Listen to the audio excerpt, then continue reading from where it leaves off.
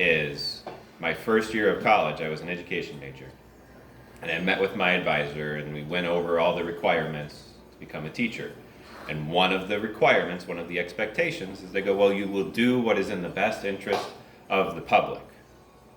That's one of the standards. Like you act, because you act in the public interest as a teacher.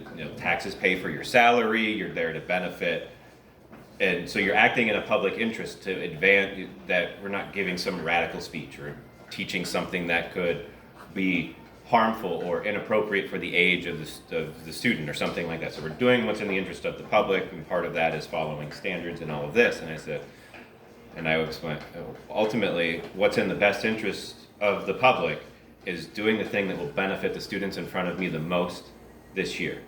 Because if I can benefit them more now, and that might be that they get bad grades and they don't understand the content this year, because that's not the important thing for them to learn right now. It's important that they learn how to get along with others, accept others' opinions, and persevere through things that are really hard. That's what's going to make them a better person and a better contributor to society in 20 years. Mm-hmm. And if they're doing that 20 years from now, 30 years from now, 40 years from now, instead of maximizing value on the dollar by teaching content this year, I have contributed 25 valuable members of society for 40 years. That's the best interest of the public. There's a 50-year timetable on that. I'm sorry, sir. Your contract's not being renewed because, all of your students failed to meet this, level 3 of this standardized test. Yeah.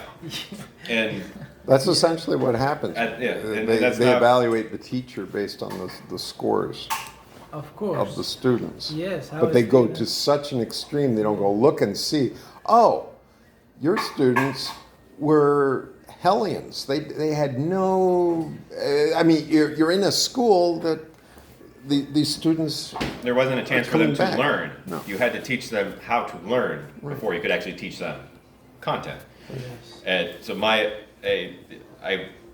the end of that semester, I was no longer an education major.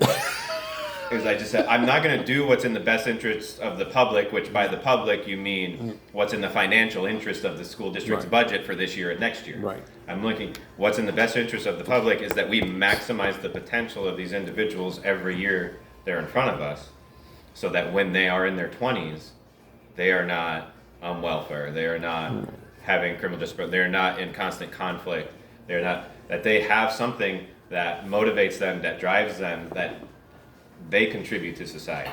And that might be something that's a high-paying job. That might be with a high level of education required, like being a doctor. It might be a high-paying job that doesn't require a high level of education, but is essential to society. We need plumbers. They make good money. Stop saying we need to go to college.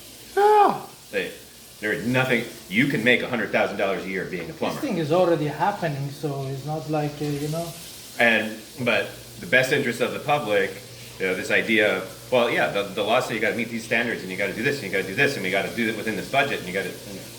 That's not the best interest. When I grew up, was the whole education system was